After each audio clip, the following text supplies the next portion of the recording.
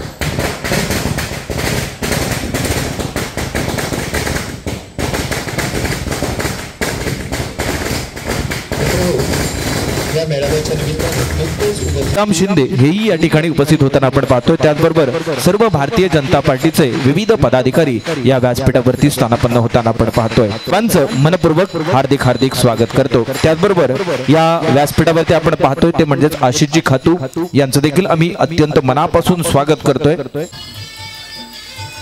खरंच आज आपण पाहतोय की भारताच्या संपूर्ण इतिहास आणि भारताचा आंतरराष्ट्रीय स्तरावरती होत असणारा उदो याचं कारण काय तर नरेंद्र मोदी यांनी घेतलेली एक वेगळ्या प्रकारची भूमिका आणि वेगळ्या प्रकारची भूमिका घेत भारताला प्रत्येक ठिकाणी सर्वोच्च ठरवण्याचं काम ज्यांनी केलंय. वेगवेगळ्या उपक्रमांना हात घालत वेगवेगळ्या अशा प्रकारच्या योजनांचा या ठिकाणी भडीमार करत आपल्या सर्वांना या ठिकाणी जी योजना आहे ती आपल्यापर्यंत पोहोचण्याकरिता वेगळे आणि चांगले प्रयत्न केलेत. त्यामुळेच आपण या मेळाव्याकरिता उपस्थित आहोत. खरंच हा विजयी महाओजी जठार यांचा यथोचित मान सन्मान केला जातोय. त्यानंतर या संपूर्ण निवडणूक प्रमुख भारतीय जनता पार्टी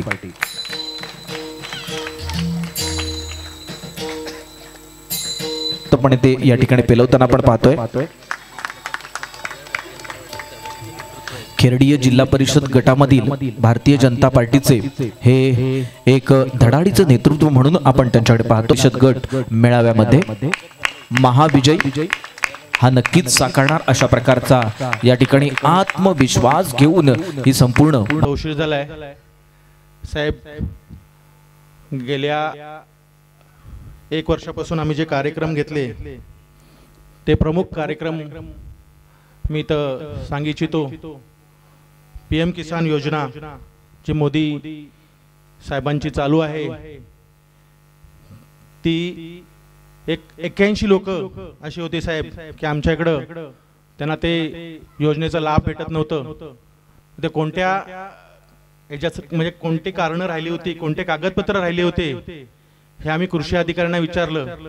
कृषी अधिकाऱ्यांकडून माहिती घेतली आणि त्यांची यादी घेतली आणि ती यादीचं आम्ही एक असं पूर्ण कॅम्प लावलं ग्रामपंचायत मध्ये की त्या कॅम्प मध्ये कृषी अधिकारी, तलाठी, संबंधित महाराष्ट्र बँक, पोस्ट ऑफिस आणि केंद्र म्हणजे आपलं अंकुर केंद्र आमचं हेच आहे CSC, तर त्याला उपस्थित त्यांना बोलवलं आम्ही.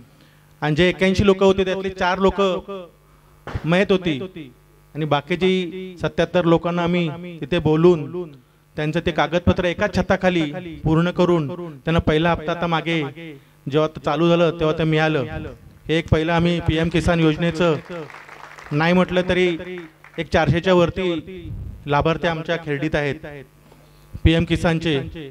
त्याचबरोबर आपले राज्याचे उपमुख्यमंत्री फडणवीस साहेब यांच्या वाढदिवसानिमित्त अटल बिहारी कामगार कल्याण योजना आहे, ती योजना आम्ही ऑनलाईन जे कामगार जे आहेत म्हणजे सुतार असतील, माताडी कामगार असतील, गवंडी असतील, यांची ऑनलाईन नोंदणी करून आणि त्या नोंदणी करून त्यांचे 125 जवळजवळ कामगारांची नोंदणी करून 76 कामगारांना आम्ही त्यांचं किट म्हणजे प्रथम किट 15,000 रुपयाचं मिळतं, त्याचं आम्ही इथं वितरण केलं.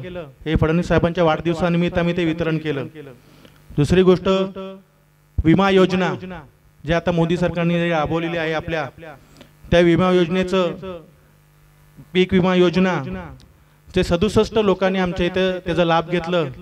आणि एक 8 दिवसापूर्वी आपल्याच गावचे सुभाष शेवेकर यांच्या भातावर ते रोग पडलं आणि भात बऱ्यापैकी फुकट गेलं, तर त्यांचं पण आपण त्यांना संबंधित अधिकाऱ्यांना बोलून त्यांचं पूर्ण फोटो मी पहिले पाठवले, ते त्यानंतर त्यांचं विमाचं त्यांनी येऊन म्हणजे तिथे पाहणी केली आणि ते तसेच अहवाल देऊन त्यांना ते पीक विमा योजनेचं लाभ होईल असं त्या अधिकाऱ्यांनी आम्हाला त्यावेळेस सांगितलं.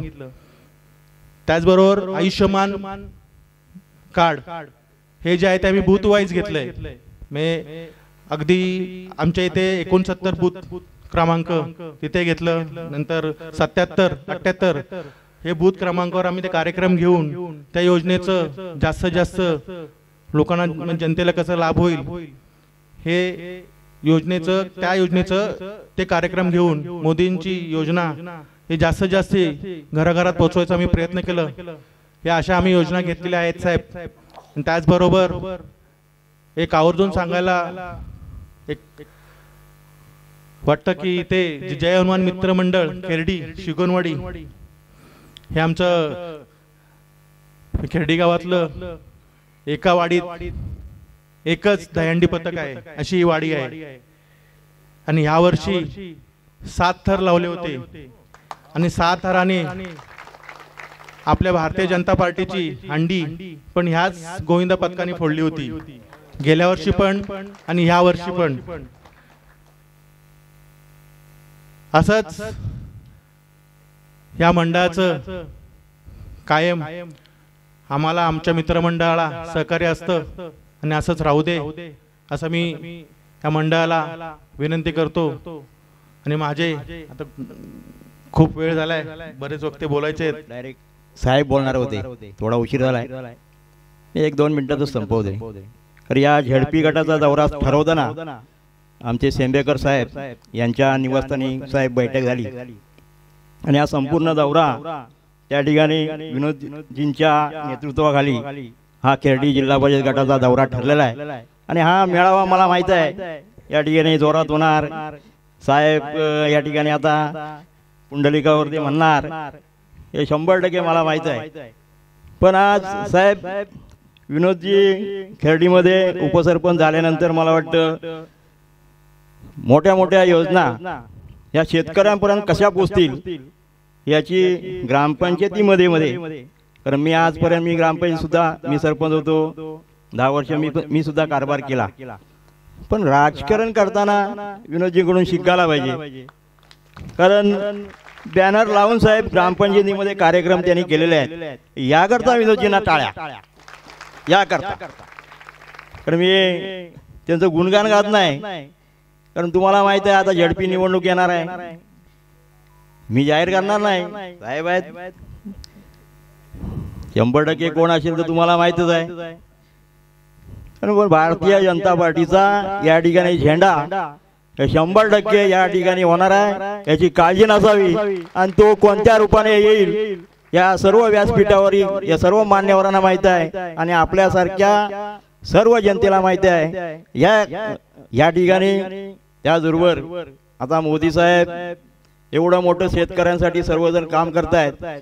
आपण सुद्धा आम्ही साहेब सांगणारच आहेत, मोदी साहेबांचं काय कमळ फिर एक बार मोदी सरकार.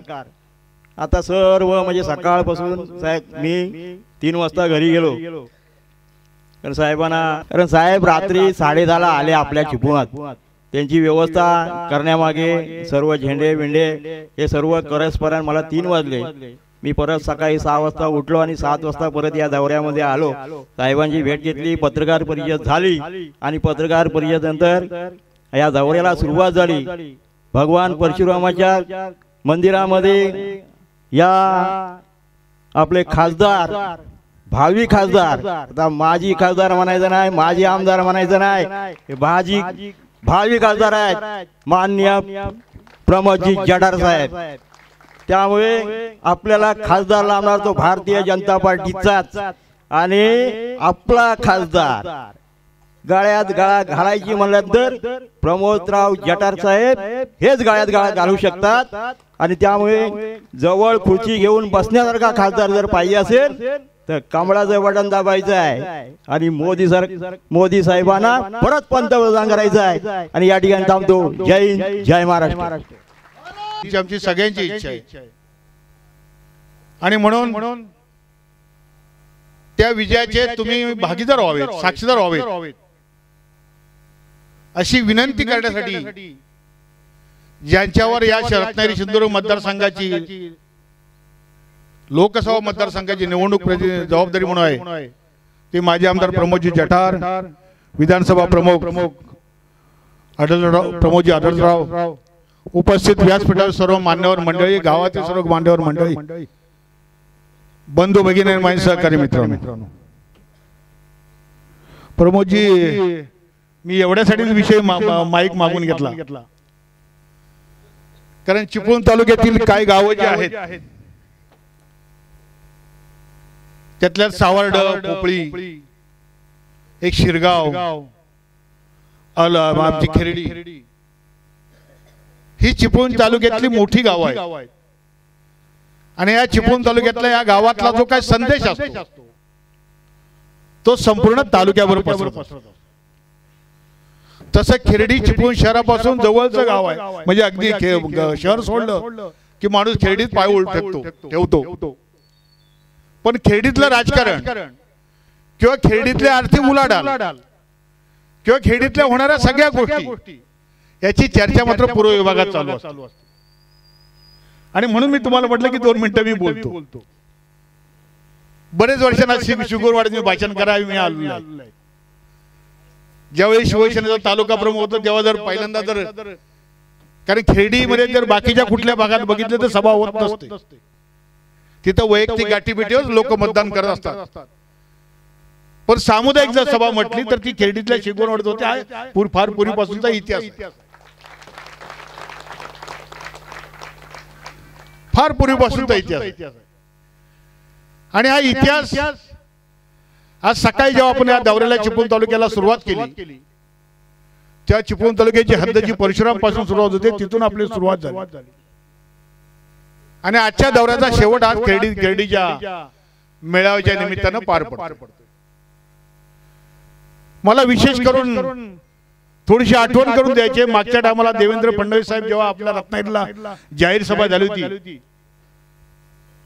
त्या जाहीर सभेपासून या खेरडी गावात राजकारण फिरतंय.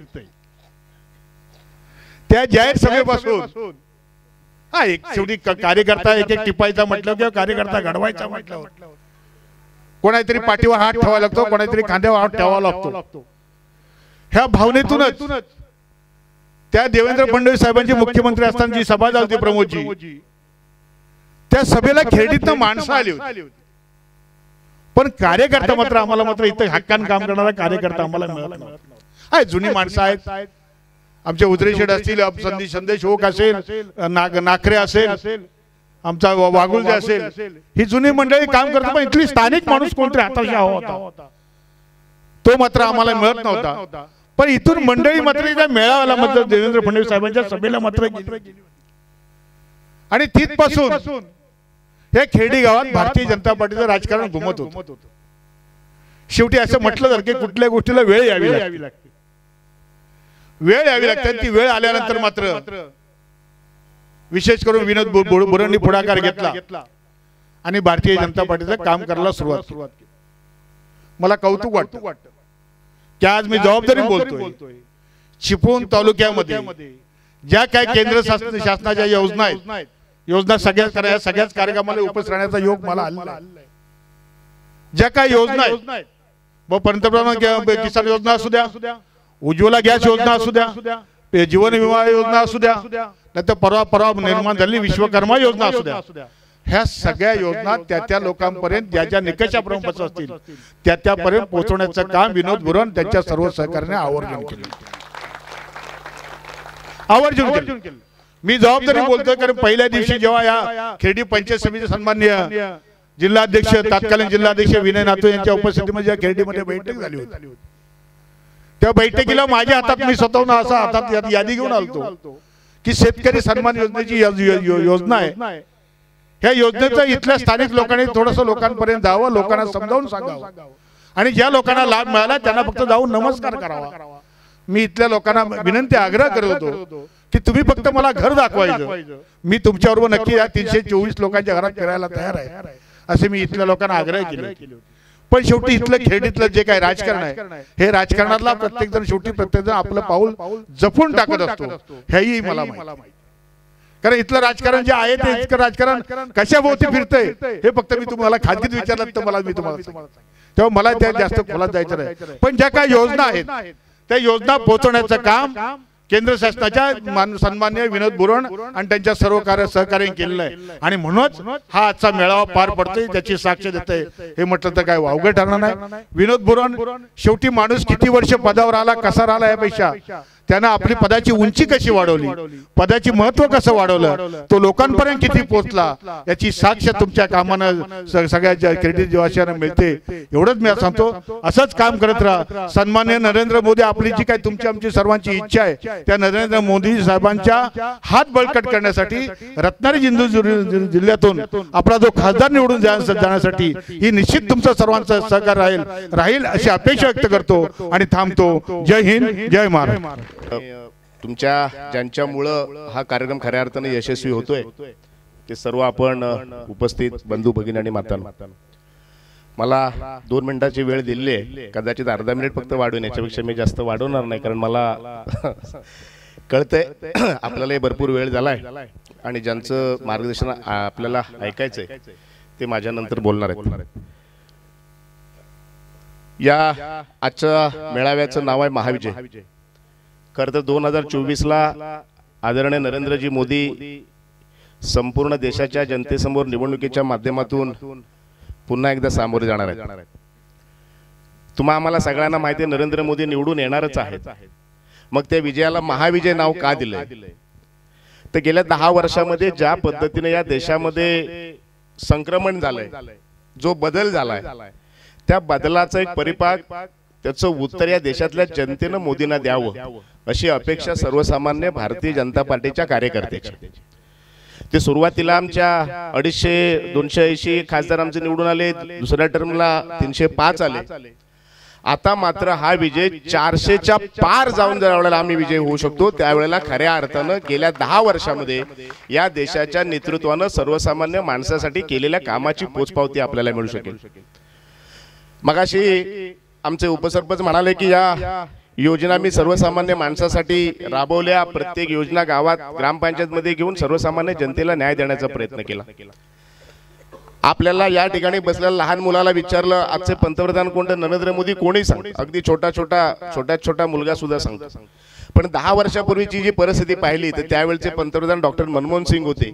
हे या देशातल्या 15% लोकांना जरी विचारले देशाचा पंतप्रधान कोण तर सांगू शकले नसते. ज्याला राजकारण कळतं, जो सुशिक्षित आहे तो कदाचित सांगेल, परंतु सर्वसामान्य माणसाच्या हृदय सिंहासनावर आरूढ झालेला आपला पंतप्रधान आणि त्या पंतप्रधानाच्या विजयाचे शिल्पकार व्हावे ही आमची पुण्य आहे. आणि या माध्यमातून आम्ही या महाविजय साकार करण्यासाठी आम्ही या ठिकाणी आलोय. आज कुठल्याही प्रकारची लोकसभेची निवडणूक आज लागलेली नाही.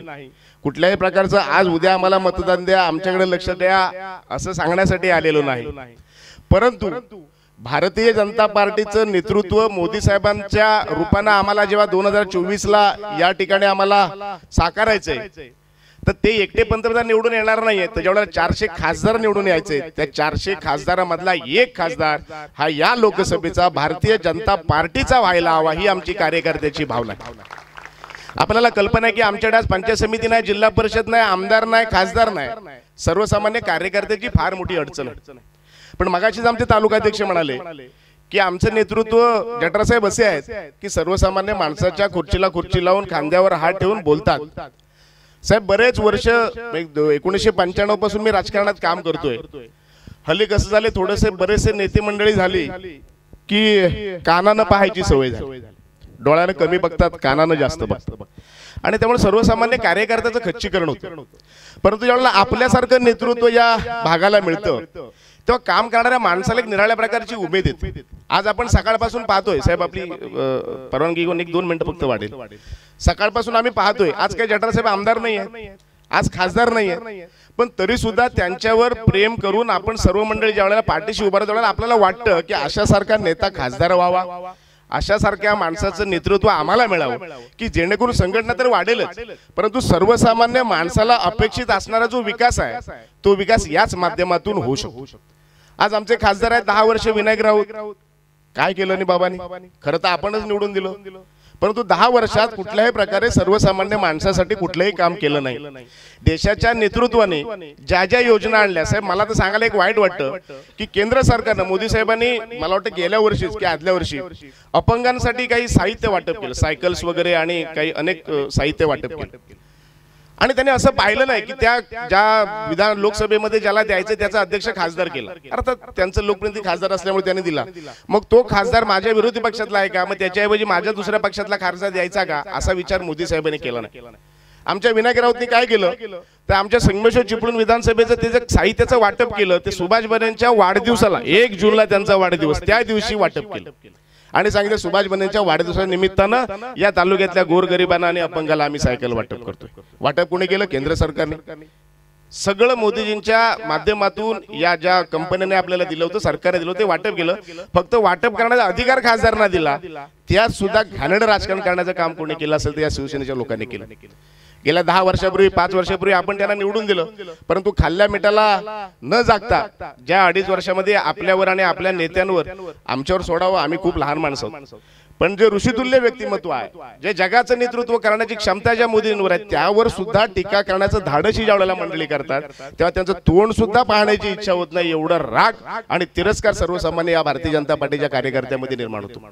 आणि म्हणून आज विकासाची भूमिका जठरासाहेब मांडतील. बोलायचं झालं तर आणखी 10-15 मिनिटं मलाही बोलता येईल, अनेक योजना आहेत, परंतु ते सांगण्याचा अधिकार आणि ज्यांचं खऱ्या अर्थानं आपल्याला मार्गदर्शन आहे ते जठरासाहेब बोलणार आहेत. परंतु या सगळ्या गोष्टीमध्ये ज्या विजयाचं शिल्पकार आपण ज्या वेळेला मोदीजींना करणार आहोत किंवा आमच्या जठरासाहेबांना करणार आहोत, तर त्यांच्या पाठीशी उभं राहण्याची जी इच्छाशक्ती आमच्या कार्यकर्त्याच्या मनामध्ये, तिला बळ देण्यासाठी जो महत्वाचा जी ताकद आहे, महत्वाचा जो कार्यकर्ता आहे, तो घडवण्याची ताकद या जठरासाहेबांच्या माध्यमातून आम्हाला मिळणार आहे. आणि म्हणून त्यांना या लोकसभेच्या माध्यमातून सीट मिळावी, त्यांच्या प्रचाराला उभं राहण्याची संधी आम्हाला मिळावी आणि एक भारतीय जनता पार्टीच्या रूपानं एक चांगला खासदार आपल्याला मिळेल आणि इथला सर्वांगीण विकास घडवण्याचं आपल्याला पुण्य आणि आपल्या नशिबात येईल अशा प्रकारचा विश्वास मी या ठिकाणी व्यक्त करतो.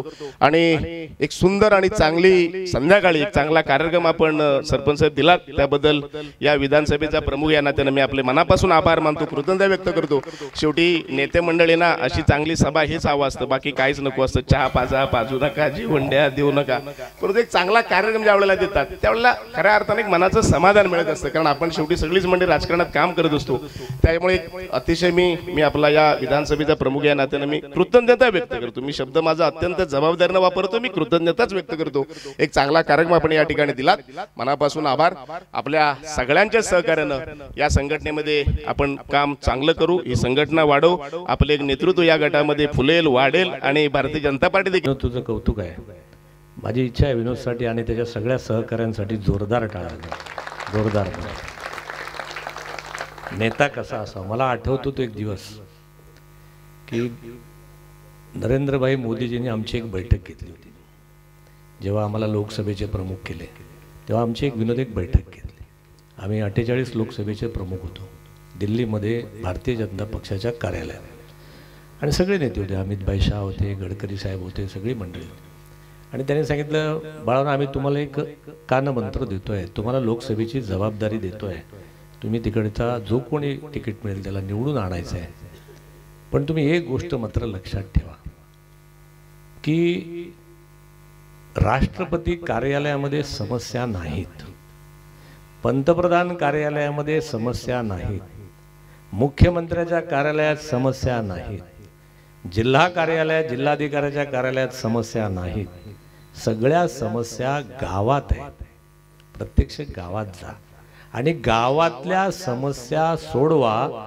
त्यांच्यासाठी मी योजना करणार आहे आणि त्यांच्या समस्या सोडवण्यासाठीच ग्रामपंचायतीपासून राष्ट्रपती कार्यालयाची निर्मिती झाली आहे. शेवटच्या माणसापर्यंत पोचा, त्याचं अश्रू पुसा, त्याचं काम करा, त्याच्यासाठी योजना राबवा असा सांगणारा संवेदनशील पंतप्रधान गेले 10 वर्ष या देशावर राज्य करतोय. आमची सगळ्यांची इच्छा आहे पुढील 10 वर्ष सुद्धा माननीय पंतप्रधान नरेंद्र भाई दामोदर दास मोदी आम्हाला हवेत.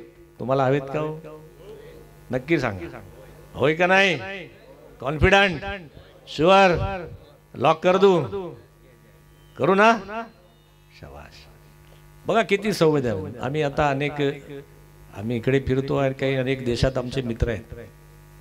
परवा अमेरिकेतल्या एका आमच्या मित्राचा मला फोन आला. मला म्हणलं, प्रमोद आमची अमेरिका सुद्धा अडचणीत आहे रे.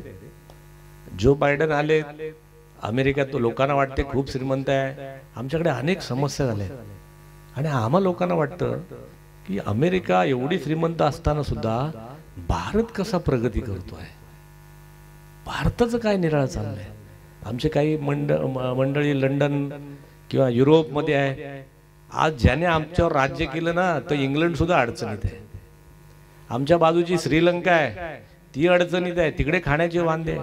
जो पाकिस्तान आपल्यापासून फुटून बाजूला गेला, त्या पाकिस्तान मधलीच एक महिला परवा युनेस्को मध्ये गेली, युनायटेड नेशन मध्ये, आणि सांगते आमचा पाकिस्तान परत भारतात विलीन करा, कारण आमचे खायचे वांदे झालेत, आम्हाला नरेंद्र भाई मोदी पाहिजे. पुंडलिक वरदे, तो म्हणला ना, पुंडलिक वरदे म्हणणार. माझी सवय आहे देवाचं नाव घेऊन. म्हणजे अख्खं जग सांगते आम्हाला हिंदुस्थान हवाय. अख्खं जग सांगते. जगाला आश्चर्य आहे तुमच्या संस्कृतीबद्दल, जगाला आश्चर्य आहे तुमच्या धर्माबद्दल, जगाला आश्चर्य आहे तुमच्या देवाबद्दल. जगात अमेरिकेतल्या मंडळी विचार करतात, माझ्या महिला ताई माई अक्का बसल्यात, की ह्यांची लग्न 50 वर्ष कशी टिकतात. आमची शिरा पडली एका वर्षात 4-4 करतात.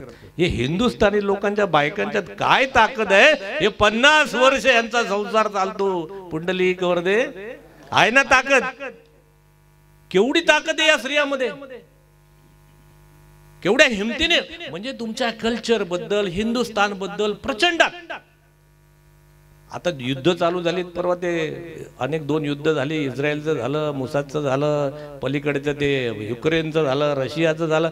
हे लोक सांगतात की नरेंद्र भाई मोदी आप जरा आइए, आमचं जरा समिट करून द्या.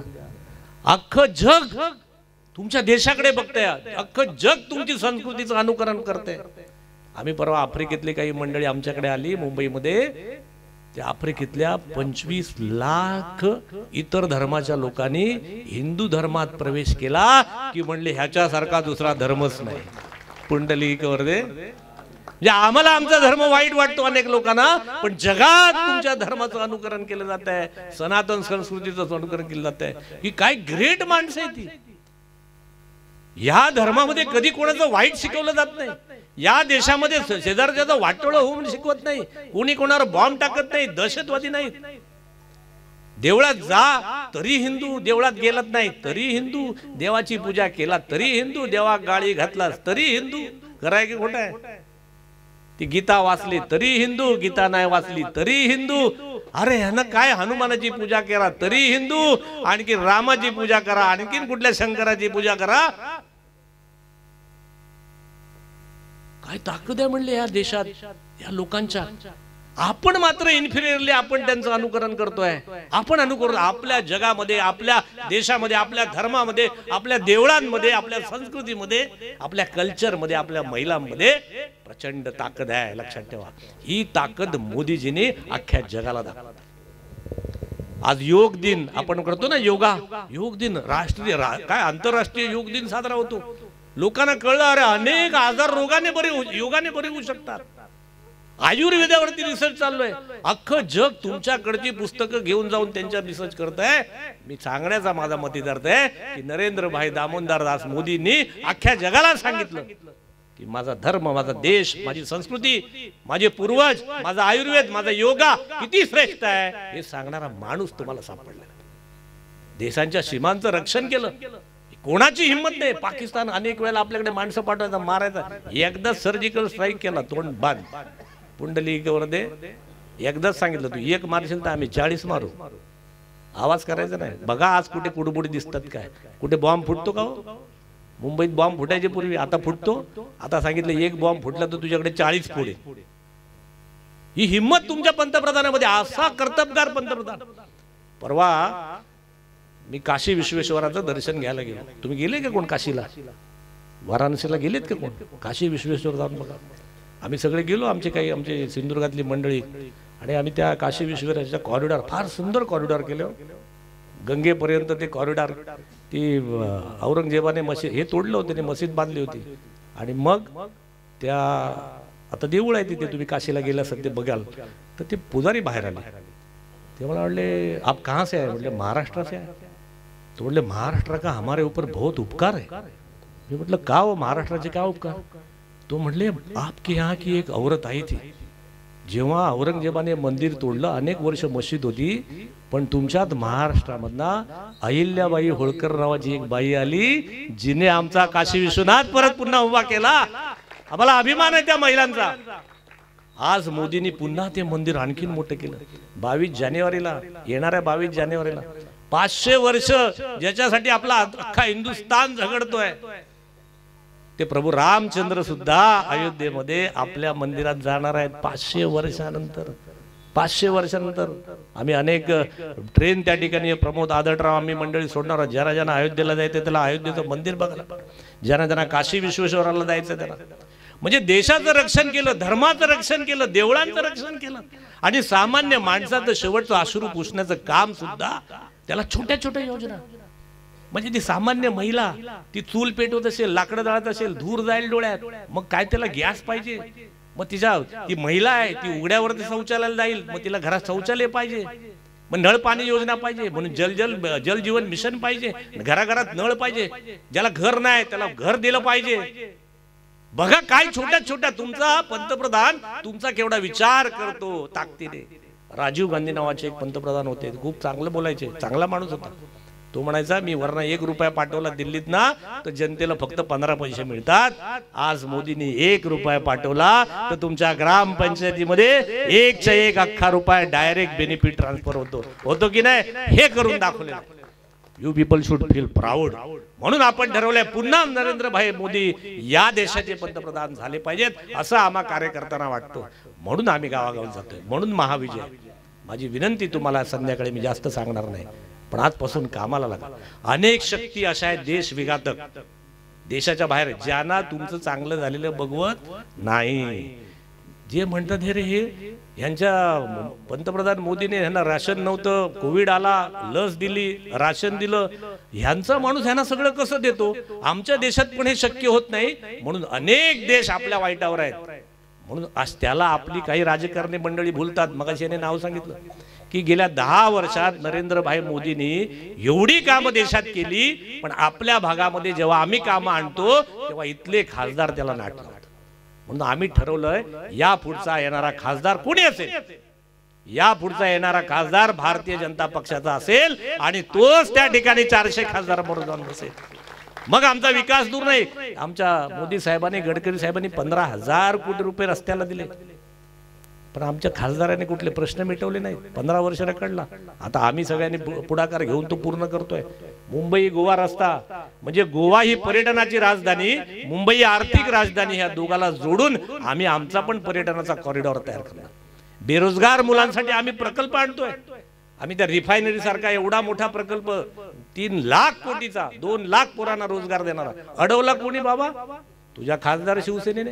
मी त्या उबाटाच्या विनायक राऊत नावाच्या खासदाराला विचारलं, मी स्वतःहून विचारलं की बाबा माझ्या गावागावामध्ये घरं बंद आहेत, 80% गावात घरं बंद आहेत, पोरांना रोजगार नाही, 2 लाख पोरांना रोजगार पाहिजे, तुम्ही खासदार आहात, मोदींनी एवढा मोठा प्रकल्प दिलाय, 2 लाख मुलांना डायरेक्ट रोजगार मिळेल, 25-50 हजार रुपयाच्या नोकऱ्या मिळतील, तर बाबा तू का अडवतो हा प्रकल्प? त्याने मला उत्तर दिलेलं एकदमच विचित्र आहे. त्याने मला सांगितलं की जठार इथे 2 लाख रोजगार आला तर मुंबईतना भैया येऊन त्या ठिकाणी राहतील. तर मी म्हटलं तुझे हात काही केळी खायला गेलेले आहेत? आपल्या लोकांना काय आपण रोजगार देऊ शकत नाही?